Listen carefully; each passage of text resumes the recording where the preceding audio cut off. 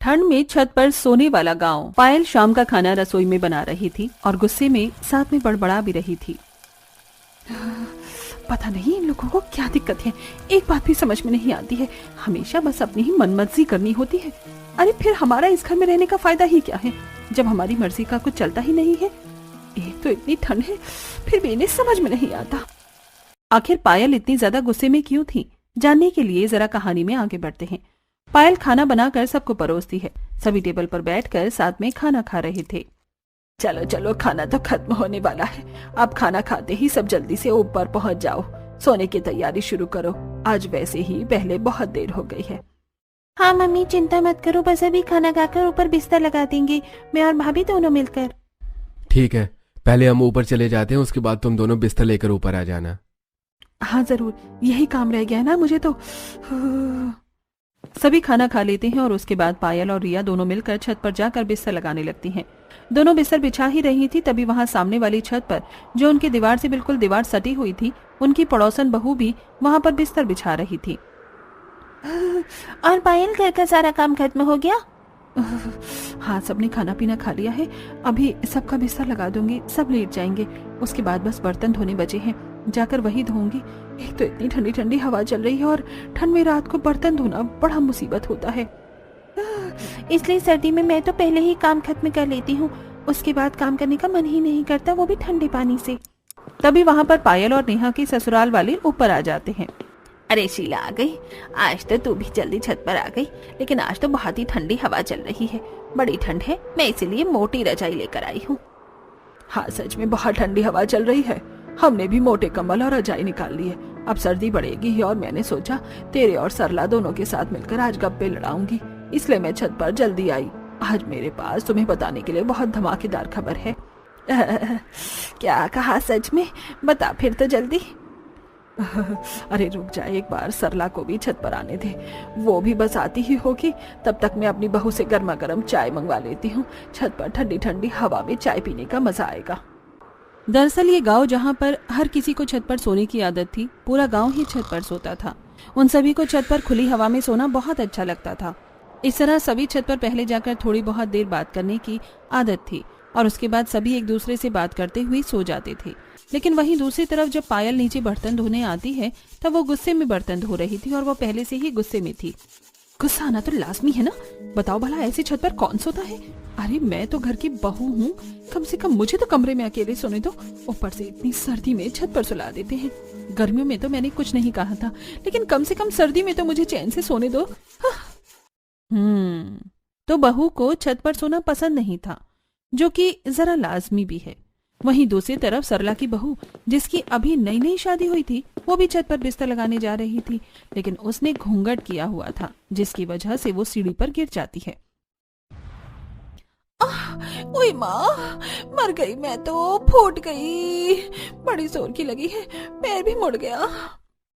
उसकी आवाज सुनकर उसकी सास सरला और उसकी ननंद मोना दोनों वहां आती हैं।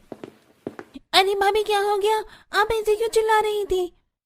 मैं सीढ़ी पर गिर गई हूँ, बहुत जोर से चोट लगी है और मेरा पैर भी मुड़ गया है। मुझे नहीं लगता अब सोने में ऊपर जा पाऊंगी। आप सब ऊपर चले जाइए, मैं रहने देती हूँ। ला दिखा, मुझे जरा सी ही तो चोट लगी है तुझे, तू भी ना बहू बहुत ही ज्यादा नाजुक कली है।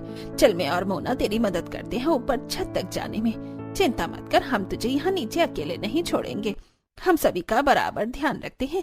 रही बात बिस्तर लगाने की, तो वो भी आज मोना ही लगा देगी। सरला और मोना दोनों रितु को पकड़कर छत पर ले जाते हैं। तब रितु मन ही मन सोचती है, चोट में भी मुझे नहीं छोड़ रही है। अरे कम से कम आज तो इसी बहाने मुझे नीचे सोने का मौका मिल जाता, लेकिन नहीं, एकदम जिद्दी ससुराल वाले हैं मेरे तो। सुलाना इन्हें मुझे छत पर ही है, ऊपर से यहाँ इतनी तेज हवा भी चल रही है। ठंड में तो मेरी कुल्फी ही जम जाएगी यहाँ पर छत पर। इस तरह रितु को भी जबरदस्ती छत पर ले जाया जाता है और हर कोई अड़ोसी पड़ोसी रात को छत पर खुले आसमान के नीचे बिस्तर लगाकर सोते हैं। यहाँ कुछ ऐसा ही था।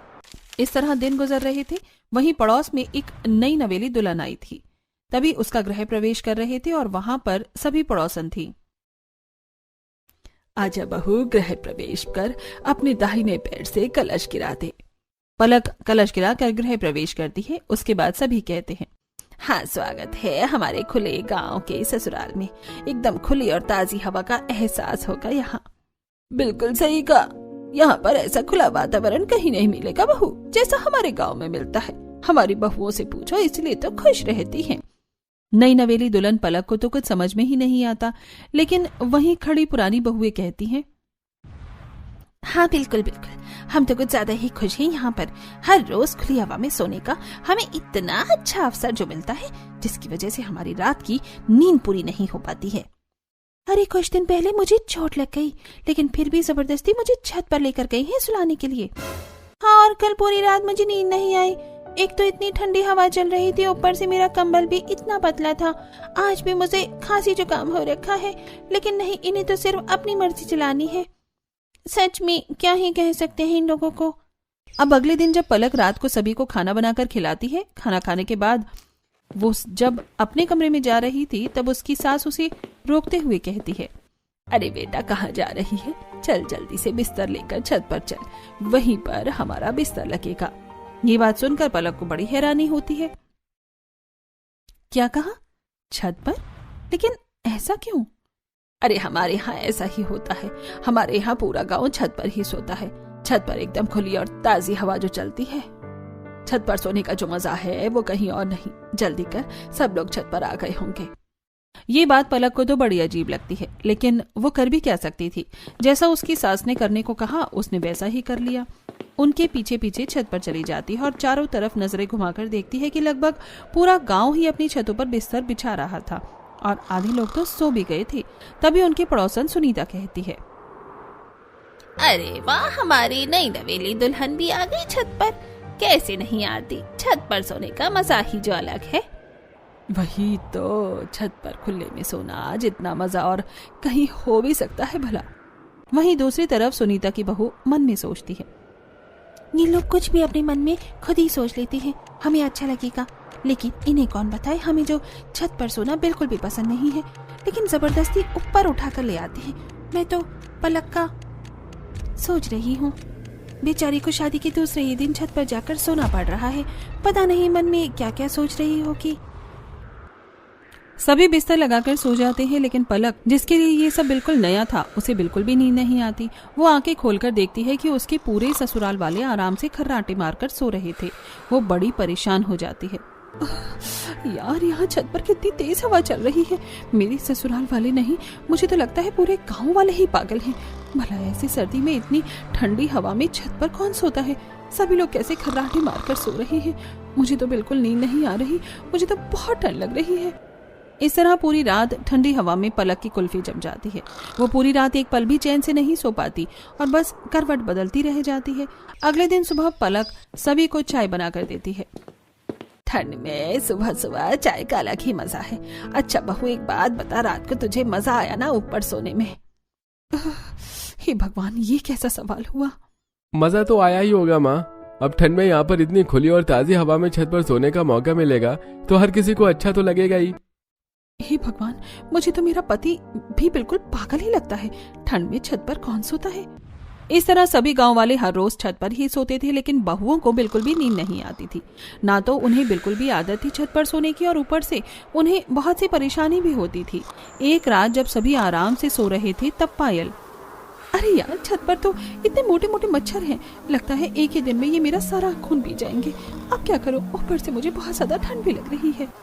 पायल को बिल्कुल भी नींद नहीं आ रही थी और वो आंख बंद करके दोबारा सोने की कोशिश करती है, लेकिन तभी उसकी ननंद रिया उसके ऊपर पैर रख देती है, जिसके बाद उसे गुस्सा आता है।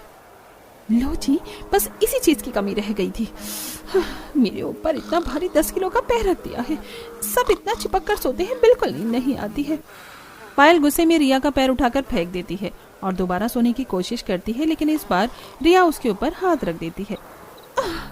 कौन सी मनहूस घड़ी में मैं आकर इस गांव के ससुराल में फंस गई हूँ।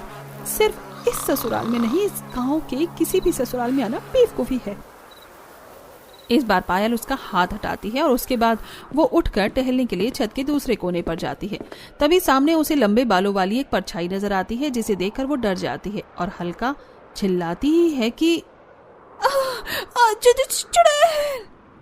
अरे शांत, चुप हो जा पायल, कोई चुड़ैल नहीं है, मैं हूँ सीमा। अच्छा तुमने तो मुझे डरा ही दिया। तुम अब तक सोई नहीं?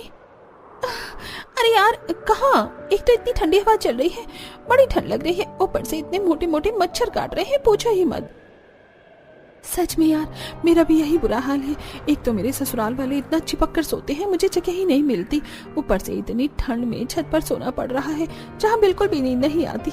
सर्दी में तो इंसान को ज्यादा सोना चाहिए और हमें तो ढंग से रात को भी सोने को नहीं मिल रहा। सच में यार कहाँ फंस गए हम। इस तरह दिन गुजर रहे थे और उन्हें जबरदस्ती छत पर सोना पड़ रहा था। कुछ दिन बाद गली के कोने पर सभी पड़ोसनी इकट्ठा होती हैं। सभी साथ मिलकर बाजार में सब्जी लेने जा रही थी। क्या हाल है तुम सबका? क्या ही हाल हो सकता है, बद से बदतर हो रहा है। पूरी पूरी रात नींद नहीं आती, बस करवट बदलते रह जाते हैं। इतनी ठंड में ऊपर से जुकाम भी हो गया है। सच में इतनी ठंड में ढंग से सोने को भी नहीं मिलता है। देखो तो जरा हमारी हालत को, जीते जागते ज़ॉम्बी लग रहे हैं। सच में मेरी तो कुछ ही दिनों में हालत खराब हो गई है। आप सब तो फिर भी बहुत पहले से यहाँ पर रह रहे हैं, इतना समय कैसे झेला? सच में बस झेलना पड़ रहा है, लेकिन अब मैं बहुत परेशान हो गई हूँ। बस बहुत हो गया। आज मैं अपने ससुराल वालों से इस बारे में बात जरूर करके रहूंगी। हाँ बिल्कुल सही, हमें एक बार अपने ससुराल वालों से इस बारे में बात कर लेनी चाहिए। हालांकि वो हर बार मना करते हैं, लेकिन हमारी हालत तो देखो, तबीयत भी कितनी खराब हो रही है, ऊपर से ठंडी हवा में सोने में। इस तरह गांव की सभी बहुएं अपने ससुराल वालों से बात करने की ठानती हैं। सभी जब सब्जी लेकर घर आती हैं पायल के घर। आज मैं छत पर नहीं सोऊंगी मम्मी जी, मेरा गला बहुत ज्यादा खराब है और तबीयत भी ठीक नहीं है। अरे कोई बात नहीं, छत पर सोने से सब ठीक हो जाएगा। लेकिन छत पर सोने से सब ठीक कैसे होगा? बिल्कुल होगा, जब तुम ठंडी और ताजी हवा में सोओगी तो सब ठीक हो ही जाएगा। बल्कि उसमें तो तबीयत और ज्यादा खराब हो जाएगी। मुझे छत पर नहीं सोना है, मैं नीचे यहाँ अपने कमरे में अकेले से सो जाऊंगी। ऐसे कैसे सो जाओगी? हमारे घर की परंपरा है, हर कोई ऊपर छत पर एक साथ ही सोता है। तुम ऐसे हमारी बात के खिलाफ नहीं जा सकती। चुपचाप जल्दी से शाम का खाना और काम खत्म करो और बिस्तर लेकर ऊपर चली जाओ। वहीं दूसरी तरफ नेहा के घर में, मुझे छत पर इसलिए नहीं सोना क्योंकि मुझे वहाँ नींद नहीं आती।